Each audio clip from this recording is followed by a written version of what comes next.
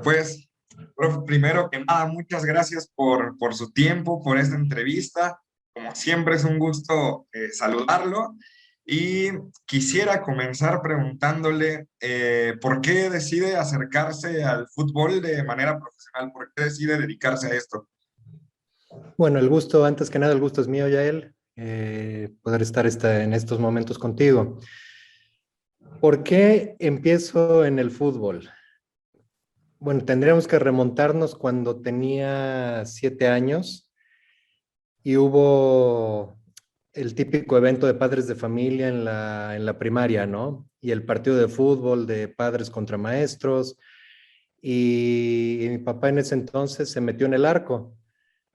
Y desde ahí como que nació esa idea de querer jugar fútbol, ¿no? Obviamente a los 7 años no piensas en ser profesional, pero le agarré el gusto desde ahí. Desde ahí mi papá me empezó a llevar a los partidos que se podían y a los 8 años me inscribieron en la escuelita del Club América. Entonces, pues ahí se puede decir que realmente empezó esta historia dentro del fútbol. Y bueno, como anécdota, el día de las pruebas en la escuelita para ingresar, pues yo tenía ya la fijación que quería ser portero, ¿no? Y pues imagínate, si ahora el arquero pues todavía no es muy, muy trabajado, imagínate en esas épocas, pues las pruebitas eran solo para jugadores de cancha. Y yo en ese entonces dije, no, no, yo quiero ser portero, yo quiero ser portero, quiero ser portero. No hice absolutamente nada de la prueba y obviamente pues me pusieron en lista de espera en cualquier equipo que estuviera, ¿no? Y me acuerdo que ahí mi papá fue a hablar con Panchito Hernández, que en paz descanse, y le dijo, Panchito, por favor, quítale esta obsesión que tiene en el arco, mételo en el peor equipo que tengas y que se le quite esto. Y bueno, ya el como anécdota, pues sí, así fue. Me metieron en el peor equipo que había, todos los partidos perdían por goleada, no habían empatado siquiera un partido y ese fin de semana el equipo ganó 2-0 conmigo en el arco. Entonces, la fijación por ser arquero pues creció todavía más. Y empiezas en la portería como admiración, entiendo, a que tu papá se puso en el arco. Sí, sí, sí, totalmente. De verlo él en el arco, él de joven me contaba que tapó a nivel semiprofesional en Italia, en las diletantes, y pues algo sabía, ¿no? Entonces sí, a partir de eso fue que a mí me llamó la atención el arco. Y entonces te ponen en el peor equipo, ganan, y ¿qué siguió a partir de ahí? O sea, sí, sí, vaya, volteó eh, el equipo a verte, te jalaron para poder estar ya en la escuelita, ¿qué sucedió? Claro, el equipo pues era de la escuelita y efectivamente a raíz de eso pues como que los ojos voltearon y a los 4 meses de eso ya tuve la convocatoria a la selección de la categoría. Entonces ya desde ahí se puede decir que hice todas mis fuerzas básicas en América a nivel selección hasta los 17 años. ¿Ok? ¿Qué pasa después de América? ¿Por qué sales? ¿Hacia dónde te toca ir? Bueno, salgo de América, no sé si te acuerdes, en esas épocas era sub 17 y de ahí pasabas a reserva central que la llamaban, de ahí seguía reserva profesional y primer equipo. Reserva profesional pues en esa época era edad abierta, no había límite de edad y en ese momento América reestructuró y de los 17 teníamos que pasar directamente a reserva profesional. Entonces, de ese equipo, me acuerdo, solo pasaron dos jugadores.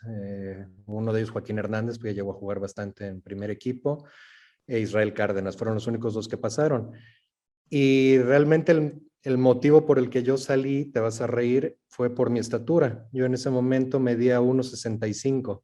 No había acabado de crecer entonces, pues sí, era lógico que, imagínate, con 1,65 de estatura, era imposible pasar a una reserva profesional de edad abierta.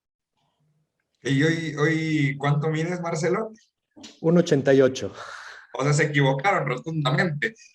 Claro, claro, de hecho, a mí me habían hecho estas pruebas de radiografías para checar el cartílago de crecimiento, todo, y mi crecimiento venía muy atrasado, ahora sí que el crecimiento con la genética europea, que el europeo tarda más en desarrollar.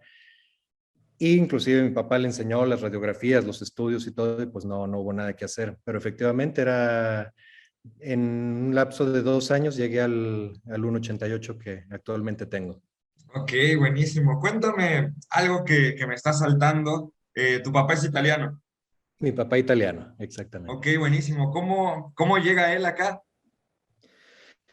Esa es otra historia. Mi papá italiano, mi mamá ecuatoriana, se conocen en Argentina y a él le ofrecen trabajo acá en México. Supuestamente venía por 3 años y pues hasta el día de hoy están radicando en Ciudad de México. Ok, perfecto. O sea, entonces, además, vaya, si nos ponemos allá a pensar un poquito también en tu carrera, en todo lo que has hecho, está muy marcado, ¿no? Además con las nacionalidades de tus padres. Sí, sí, totalmente, totalmente. De hecho, eh, por la nacionalidad de mi madre, por la ecuatoriana, es que yo en el 95 decido irme al Ecuador a probar suerte con la ayuda de un tío que también ya falleció, en paz descanse, y llego a Liga de Quito. Ahí es como llego a Liga de Quito en el 95. Eh, Me vieron y se puede decir que hice la prueba, a la semana ya me habían contratado y justamente me piden para no ocupar plaza de extranjeros si podía optar por la doble nacionalidad por el tema de mi mamá. Ok, Entonces, no se estaban dando las cosas en México, o qué es lo que, ahora es que lo que pasa por tu mente cuando dices, voy a ir a probar allá. sí, sí, mira, yo estuve 3 años en Pumas, de los 18 hasta los 21. Ahora sí que pasé por todas las categorías, segunda, que en esa época era Pumas CENEP, reserva, primer equipo, que me tocó debutar en el torneo de Copa. Y cuando terminé ese año fue el primer draft, fue el famoso primer draft en el año 92. Y Pumas nos puso a todos transferibles. Y me acuerdo que yo hablé en ese entonces con el doctor Arce, que estaba encargado de nosotros, de las fuerzas básicas, y me dice, Marcelo, no te preocupes, que pues el que tiene, en teoría, el que tiene que salir es Sergio Bernal, que tiene muchos más partidos en primera, seguramente va a haber algún ofrecimiento por él. Y pues nada, ya él, resultó que me compró Pachuca en ese famoso paquete que hicieron con Roberto Medina y con César Álvarez. Entonces me metieron ahí en el paquete y terminé yendo a Pachuca ese año. Cuando terminó el año en Pachuca pues acuérdate que se ascendió y de inmediato hubo el descenso. Entonces yo ya no quise continuar en Pachuca y ahí tuve que parar para recuperar la carta y ahí te contesto tu pregunta. Entonces, después de parar el tiempo que en esa época se necesitaba para recuperar la carta, es cuando surge esta posibilidad de ir al Ecuador. Aparte, pues como sabes, los torneos en Sudamérica empiezan en enero, entonces para no tener que esperar 6 meses más y ver si había alguna opción o no, pues surgió esta posibilidad al Ecuador y pues no, me pareció interesante, tenía 23 años en ese entonces, eh, me gustó la idea. Además, allá es donde más destacaste. Sí, deportivamente hablando, sí, fueron muy buenos años. En Liga de Quito estuve 2, otro en Espoli, y pues eso me valió para poder regresar en el 97 acá a Santos Laguna. ¿Cómo era el fútbol de Sudamérica y el de México en ese entonces? Vaya, ¿había grandes diferencias? Sí, sí, sí, había grandes diferencias desde el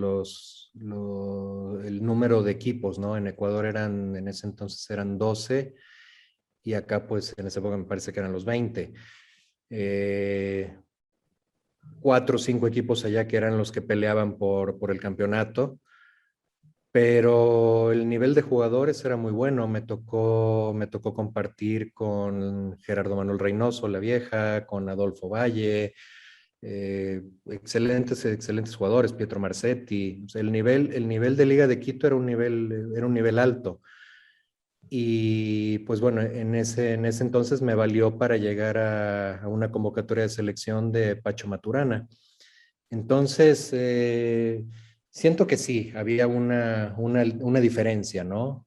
Pero, pero se vive muy intensamente el fútbol allá, en Sudamérica lo vives muy intensamente y a mí me sirvió muchísimo esos años allá. Ok, te tocó, me imagino, Libertadores. ¿Cómo es un partido de esos? Ah, se vive es otra manera, es otro ambiente, aparte, el torneo, como dices tú, el torneo, uno acá está acostumbrado a ganar, ¿no? Si no quedas campeón, pues poco menos no lograste nada. Y allá, pues sí, les interesa ser campeones, pero más que nada entrar a Libertadores, ¿no? Entonces la idea era siempre estar entre los tres primeros para poder acceder a Libertadores. Selección, esa convocatoria que te toca, ¿recuerdas más o menos como para qué partidos fue, cómo fue esa concentración, esos entrenamientos? Fue para entrenamientos, fueron 10 días y realmente de mucho aprendizaje el poder convivir con Pacho y el profe Suárez, que era su asistente en ese momento. Fue algo muy enriquecedor para mi carrera como futbolista en ese momento. Eh, y igual convivir con jugadores, con diferente gente, fue algo muy, muy bonito. Y regresas entonces a Santos, ahí es la parte final de tu carrera como profesional. No, estuve en Santos, estuve 2 años, de ahí uno más que me mandaron a la filial que en esa época era Zacatecas. De ahí estuve un año, un torneo más en Potros Marte, en Liga de Ascenso, que era la filial de Atlante. Igual ahí tuve algunas participaciones con Atlante. Y de ahí me regreso al Ecuador en el 2001, si no me falla la memoria, 2001, 2002. Y estuve ahí en Universidad Católica esos 2 años y ahí sí ya, ahí me retiro. Ok. Esta parte del retiro, ¿cómo la viviste? ¿Es difícil el cambio, el proceso? ¿Cómo es? Sí, sin duda alguna es difícil porque no, creo que nunca estás preparado para retirarte como jugador. Yo realmente me retiro por un tema de espalda. Muchas veces yo hablando con los arqueros que he trabajado, pues hoy en día con la capacitación que uno tiene, todo, tú los cuidas, tratas de sacar el máximo provecho de ellos y alargarles las carreras. En cambio, pues en esas épocas entrenabas muchas veces en canchas de tierra, entonces realmente tus años deportivos se acortaban.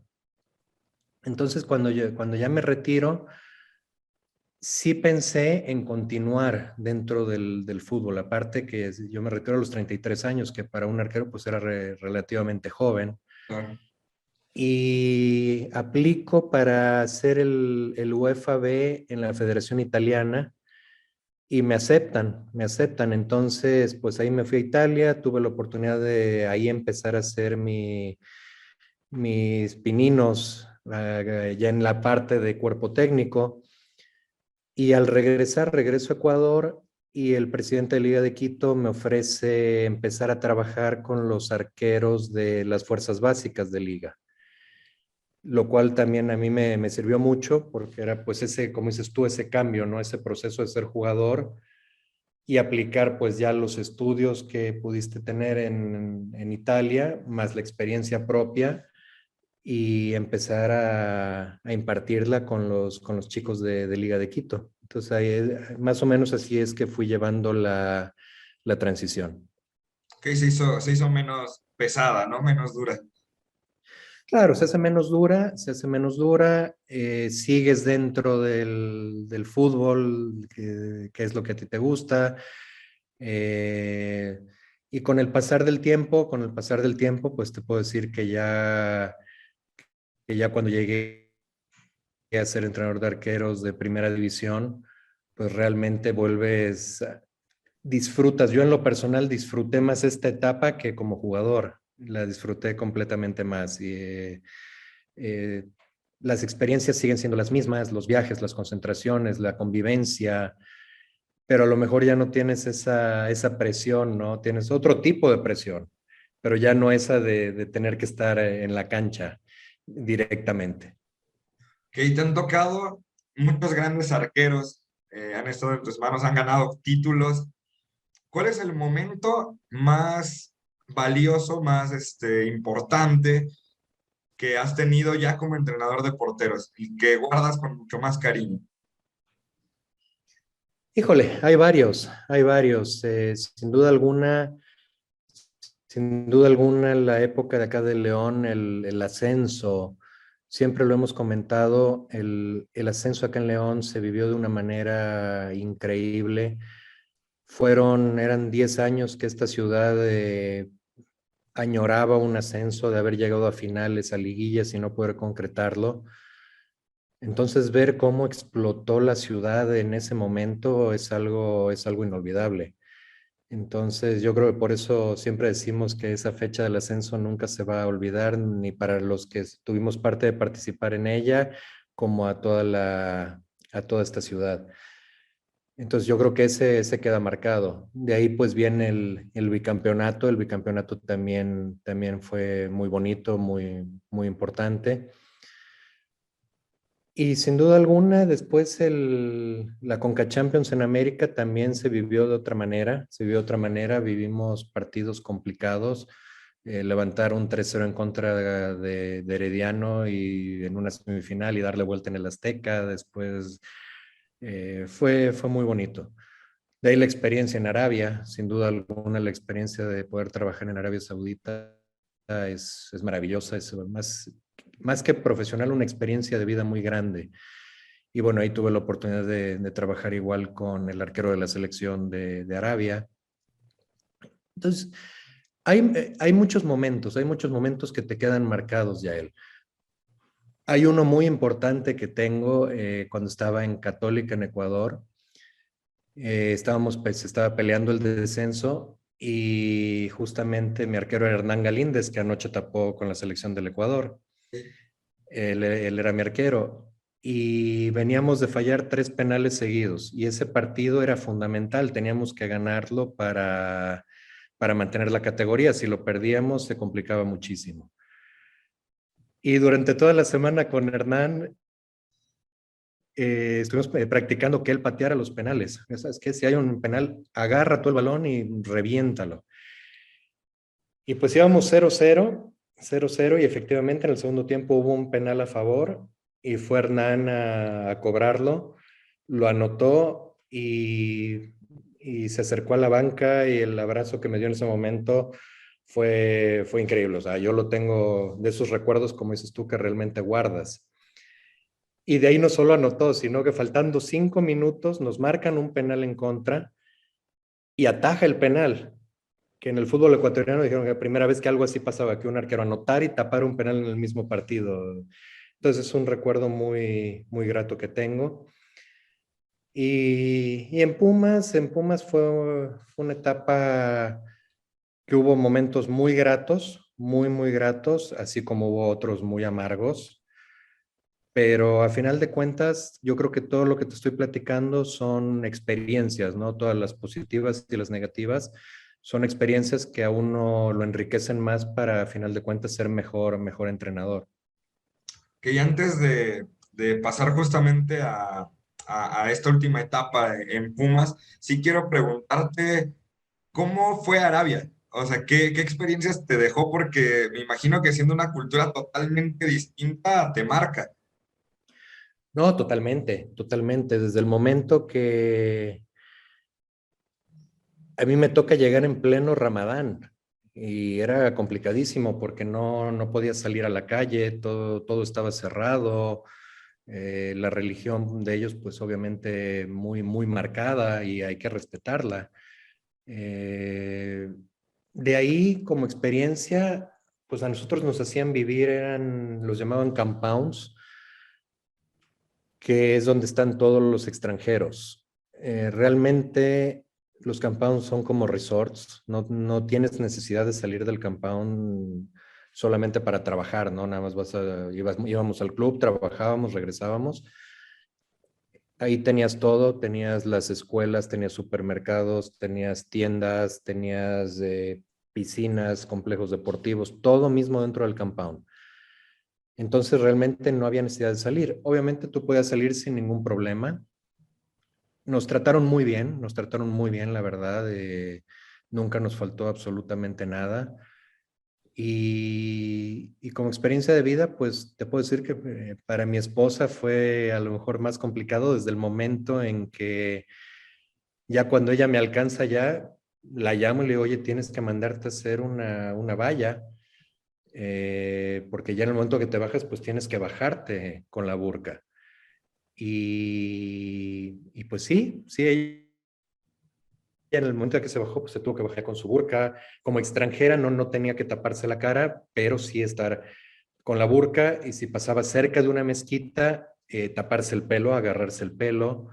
Entonces sí era, quizás para ella como mujer a lo mejor sí fue un poquito más complejo, pero a la vez muy contenta ella de estar allá. A mi hija le tocó chica este tema, le tocó a los 4 años, entonces ella no tenía problema. En ese entonces, hasta los 11 años, ellas tenían obligación ya de salir con la burka, ¿no? Entonces mi hija tenía una vida normal. Entonces fue una experiencia muy enriquecedora, la verdad, muy bonita. ¿Cuánto tiempo estuvieron allá? 6 meses, estuvimos 6 meses por allá. Ok, ok, buenísimo. Y pasemos al tema Pumas. Te quiero preguntar, ¿cómo era ese equipo de trabajo? Digo, los porteros de por sí siempre son como una familia aparte, ¿no? Dentro de los clubes, pero yo sí recuerdo, vaya, en esa etapa en la que también yo estuve más cerca de Pumas, que, que te bancaban a muerte. O sea, que los uniste todavía más a... Era Alfredo, mm, era Bernabé, Cerecedo, Bernabé Magaña Bernabé, es verdad, Bernabé. Y por y ahí no me acuerdo quién era el Castillo. otro. Es verdad, el José Castillo Mochis. y Rodrigo Cerecero también. Sí, estaban los cuatro. Sí, es complicado llegar a un club y ver con qué arqueros cuentas, ¿no? Por ejemplo, acá en León fue diferente. Acá en León, en el ascenso, pues tuve a Melitón y de ahí cuando se incorporan es distinto. Por ejemplo, se quedó Melitón, llegó William, después vino Cristian. Entonces se van incorporando y se va creando más fácil el ambiente. De ahí, por ejemplo, un grupo de trabajo espectacular que me tocó fue el de América. El de América con Moisés Muñoz, Hugo González y Luis Pineda. Fueron 3 arqueros increíbles para trabajar como seres humanos, como profesionales. Fue increíble. Y este de acá de Pumas, como dices tú, pues sí, fue llegar a un grupo que tenía varias temporadas trabajando juntos, entonces fue el proceso de adaptarme yo a ellos, que ellos se adaptaran a mí, y pues lo conseguimos bastante bien. Se consiguió bastante bien y como dices tú, pues el trabajo se fue dando y nos faltó nada más llegar a ese título que estuvimos cerca, ¿no? Pero muy contento de haber trabajado con ellos. Fueron las mejores temporadas de Alfredo Marcelo, independientemente de cómo terminó todo. eh, pues sí, sí, te toca esa etapa, ¿no? Del titular, de sus mejores números, toda esta situación.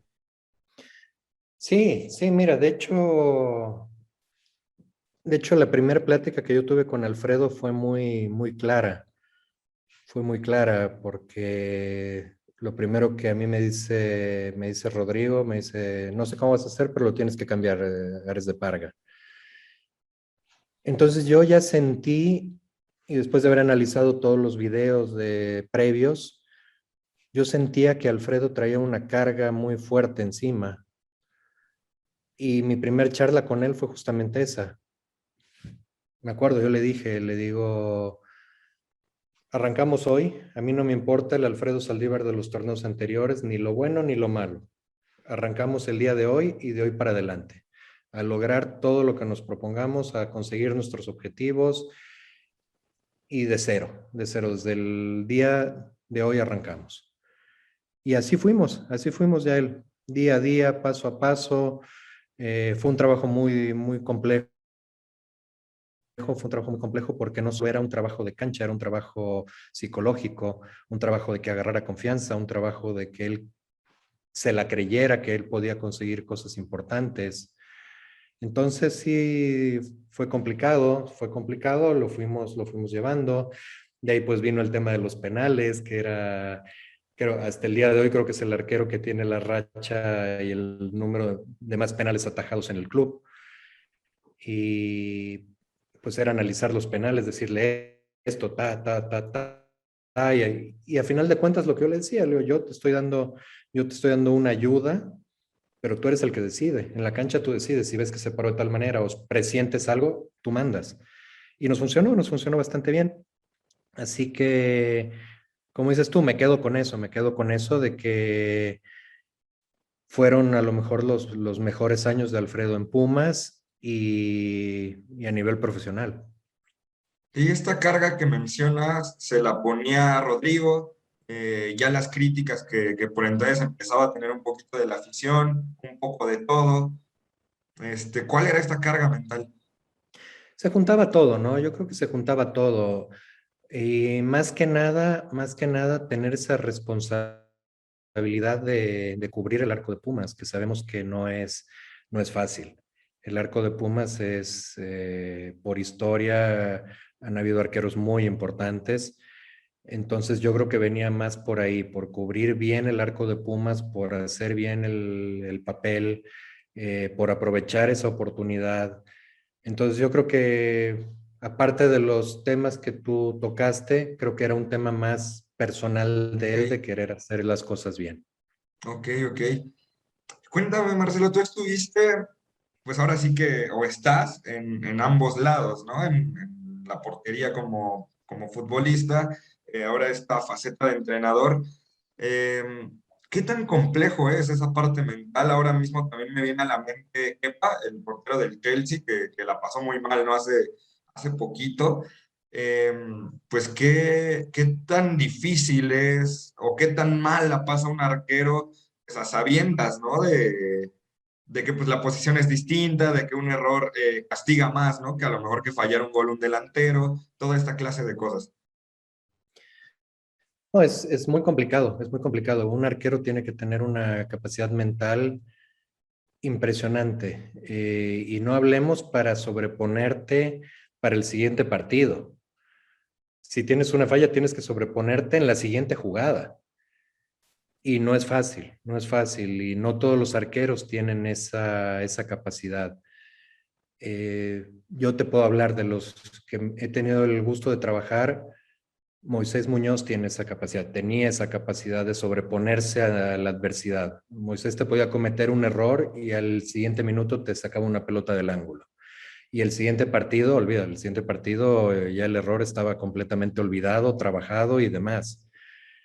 Eh, en cambio, hay arqueros que les cuesta, hay arqueros que les cuesta sobreponerse en el partido mismo y después durante la semana los ves cabizbajos.